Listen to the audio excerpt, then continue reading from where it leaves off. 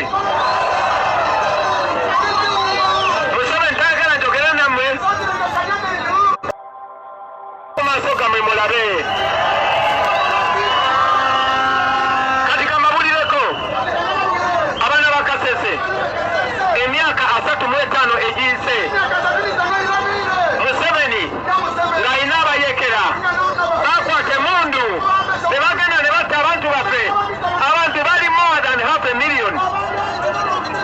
Era mwana mulali nga wotanye akili bangi nnyo kumwe mwali temunnabakuzaalira.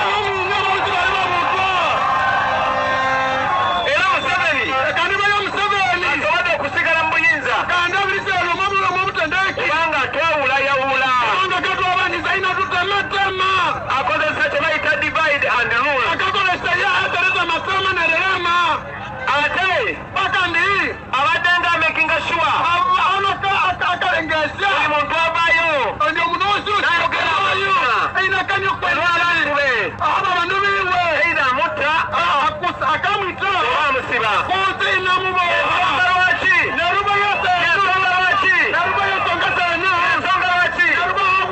Yasiba omumbere owa Kasese.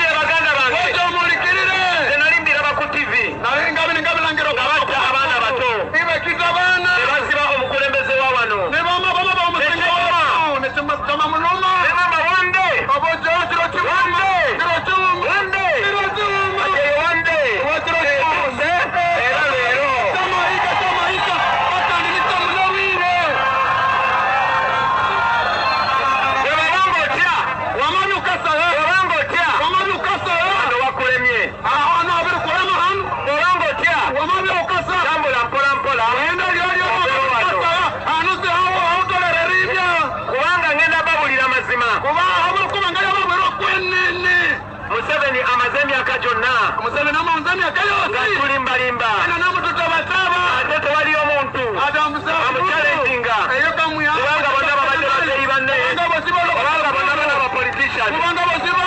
Njagala babulira waggulu waliyo Katonda.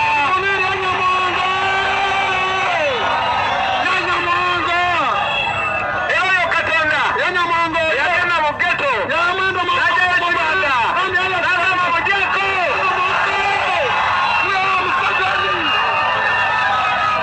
Kati njagala babulira n'ekino. Museveni akozesa bantu baffe bennyini, akozesa abavubuka bannaffe, abasirikale bolaba n'abapoliisi bolaba nabo balina ebizibu, nabo balina abaana bagenda ku ssomero, nabo basula bubi, nabo abakyala baabwe bafa nga bazaala era nabo bali ku sayidi yaffe.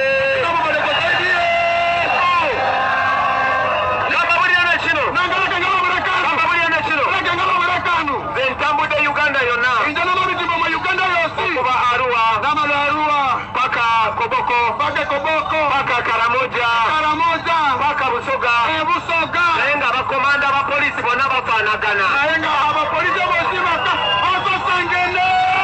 n'amanya gabe ge gamu. Abo abasirikale be mulaba tebaagala kutukuba, tebaagala kututta, naye babawa orders ez'ekisiru bamutta abantu. Mbadde ndaba n'amaaso gange omusajja gwe bayita Nabasa nga yavaali ng'omukazi okumuggyako okugulu.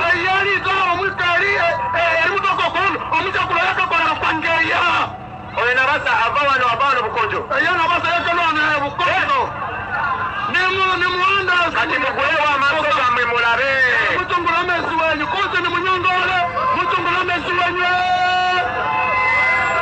Kakati n'ekirala manyi nti bagenda kwagala kukola effujjo nga bw'olaba Museveni ye bw'atambula ne toileti ye ze balina mobile prison gye baleese. Naye njagala bagamba nze nzirwadde buli badde okukola effujjo lyonna lye mwagala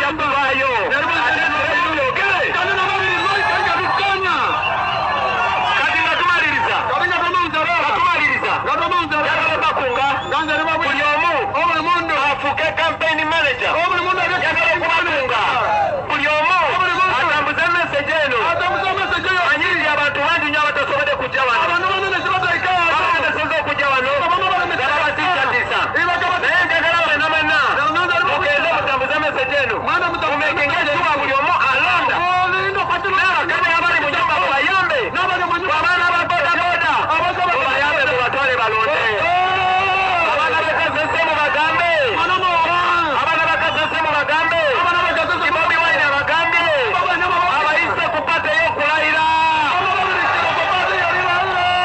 kati nga bawagulu yagala kubanjulira abakandideti baffe bonna bonna yabagaba muganda wange osokoba mentioning mwana nati bimba